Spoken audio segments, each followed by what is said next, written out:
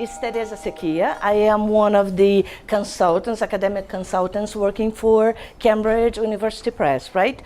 Today, the topic of my presentation is confidence.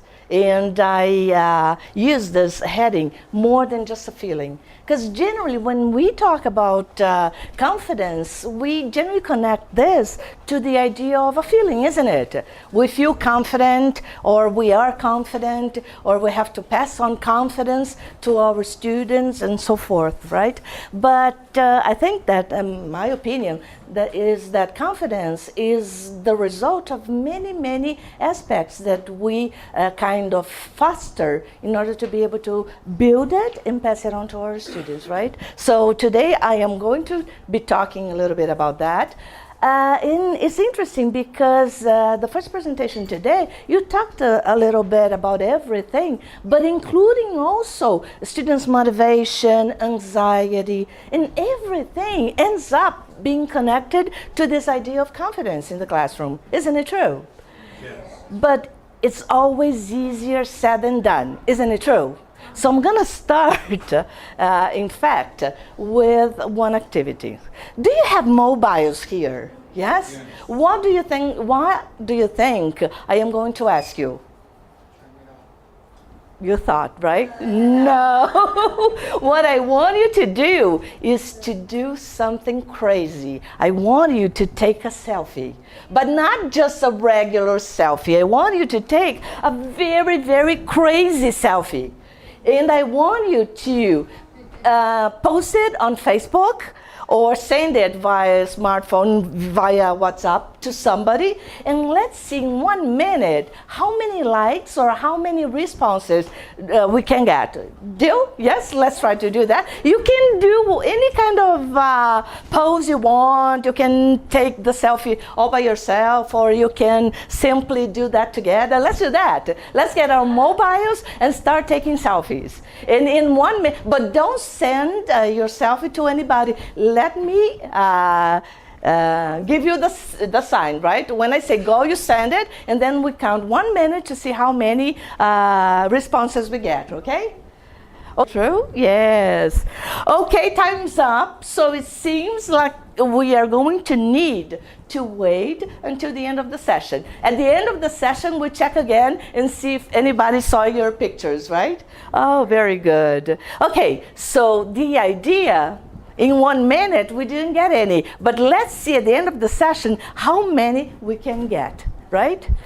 Very good. Okay, probably you are thinking, gee, what's a weird warm-up activity, isn't it? Especially because generally people ask you to turn off the cell phones, right, your mobiles. Okay, I did that because it's not something usual. I did that. And have you noticed something very interesting? Probably you thought that I expected to have a lot of people responding immediately. But to tell you the truth, I didn't. The only thing I wanted to do was to do this activity. And no matter the result, I wanted to show you is that when you know exactly what you expect, when you know exactly what you are doing, it doesn't matter the outcome that you get. You are going to head to what you have in mind. In this case, I wanted you to take selfies and to send them, even if you don't get any responses. Why? Ta-da! Look at the topic of the reading passage. The birth of the selfie. Do you have any idea when that was? Well, probably because the ones who are sitting in front, you're going to be able to see it. But look, key information, 1839. And we can go on and on reading, right? But this is just an overview, because in a real classroom situation, I would ask you to, or students, to really sit down and read. But it's not only that. The world's best selfie that was taken out in space. Well, this picture is famous, right? So probably you have seen it already. And what about the psychology of selfies?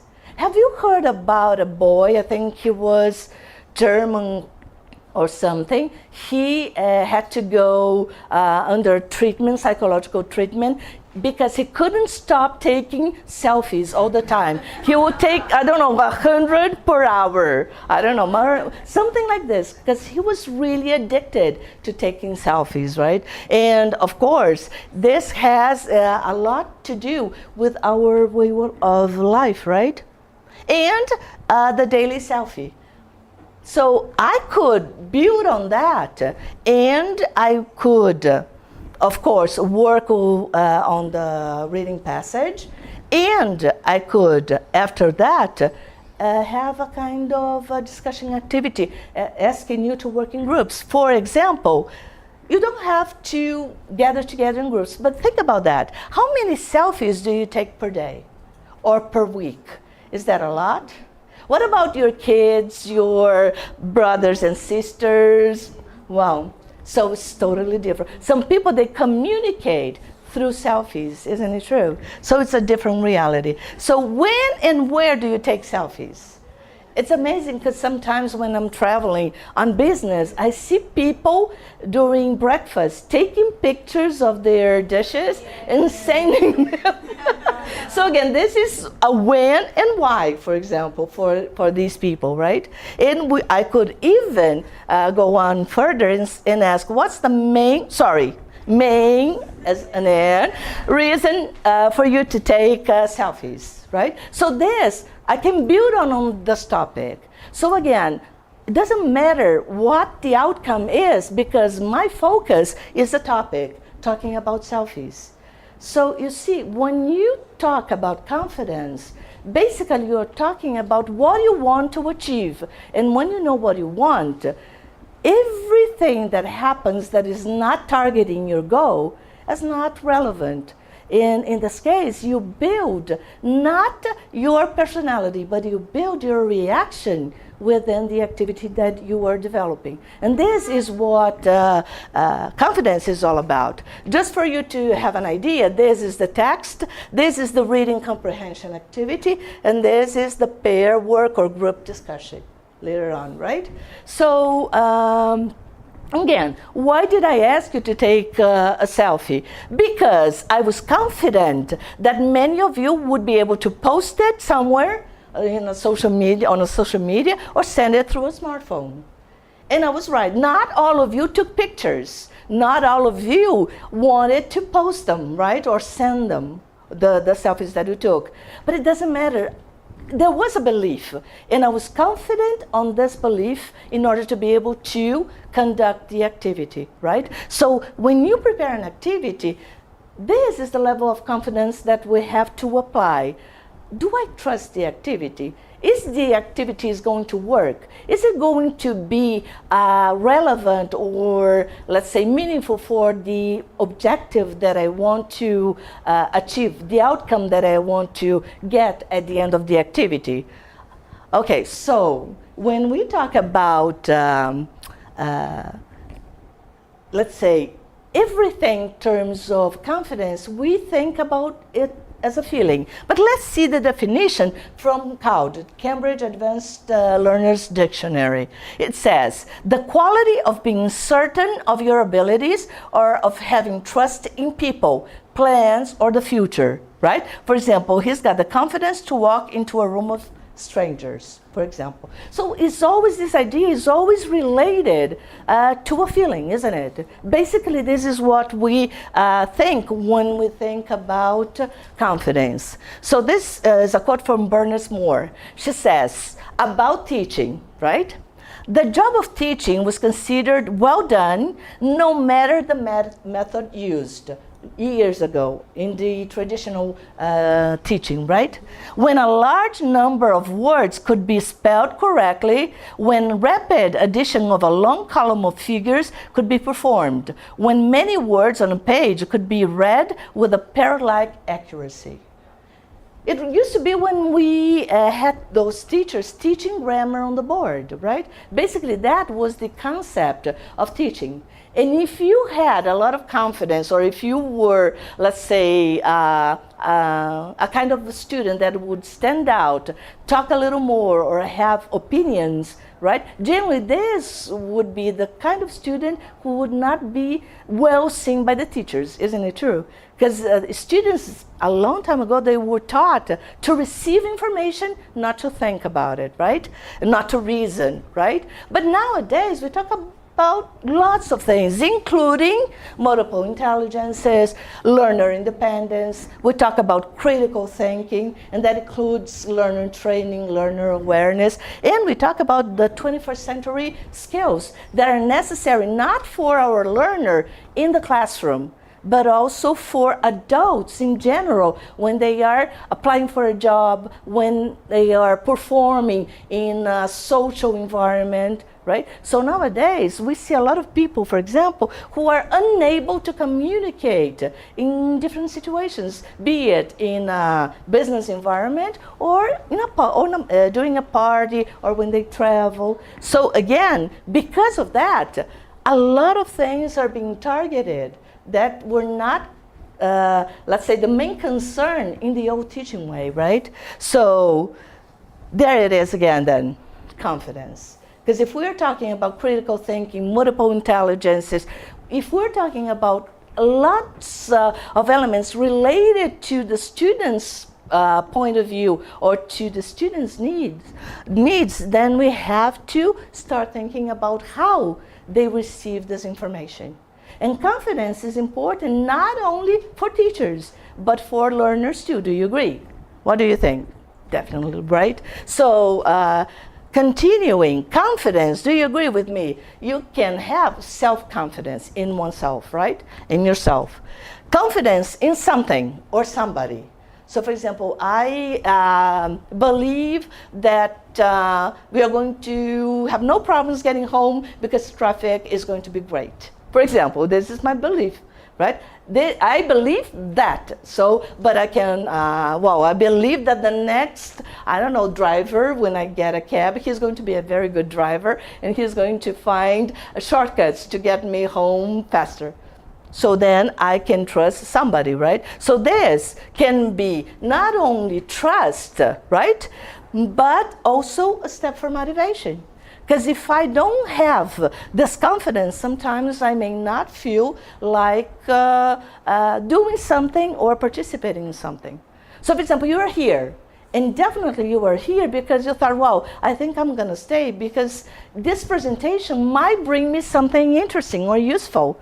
So again, it's your confidence that it's going to be worth it, right? To stay here on a Friday afternoon where you could be doing something, for leisure, for example, right?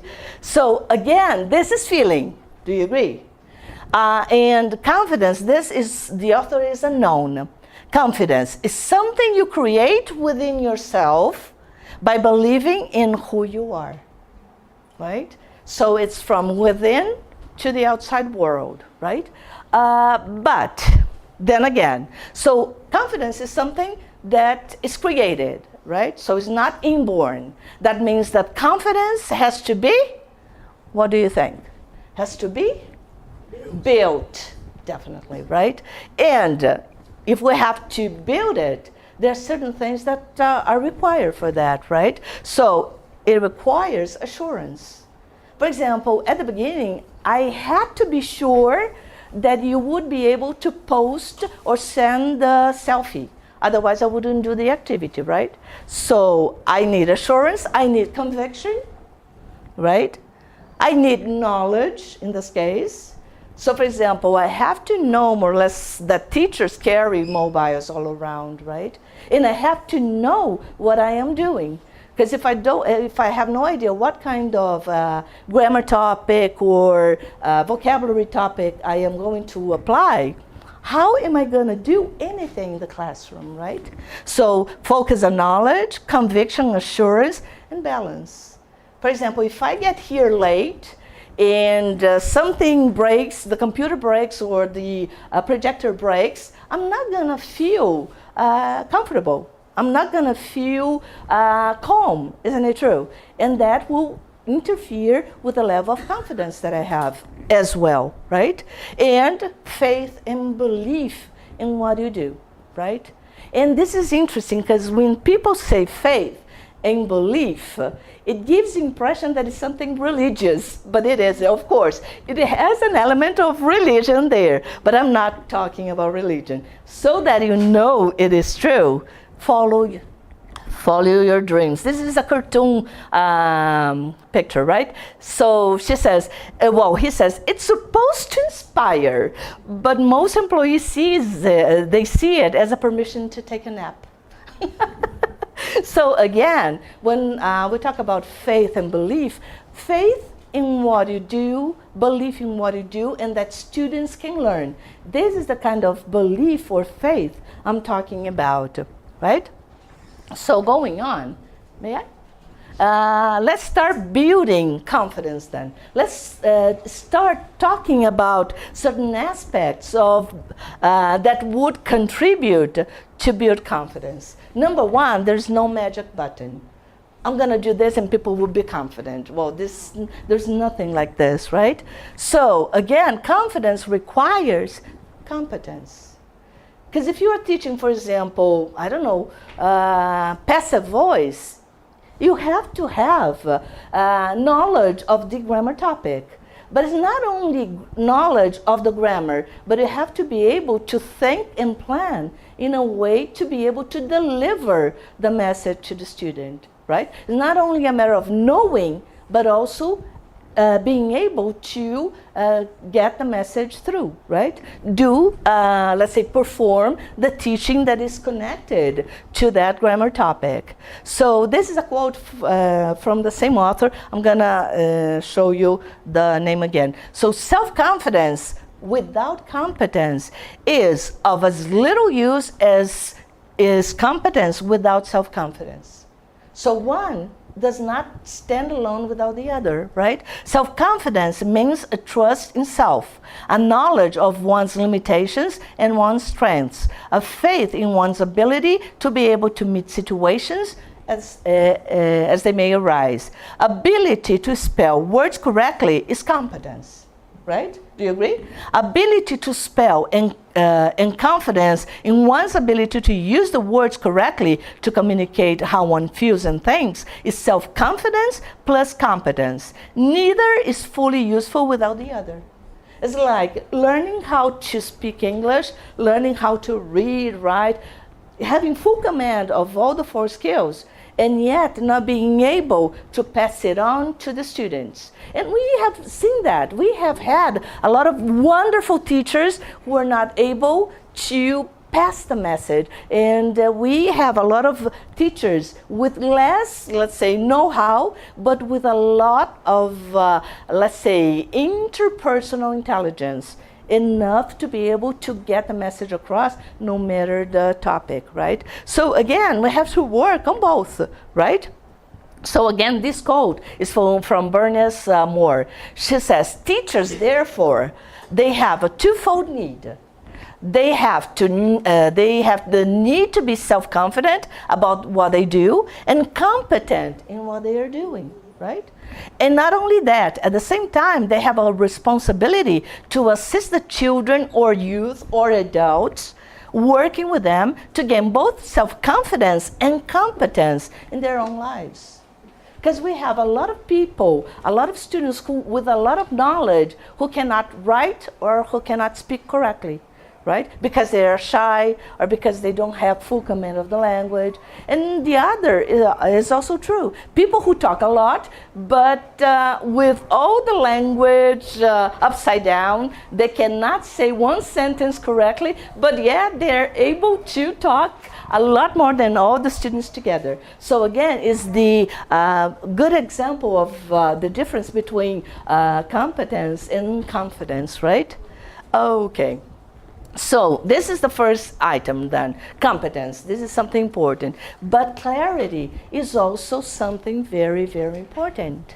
Okay, so look at, well, I don't think you can see.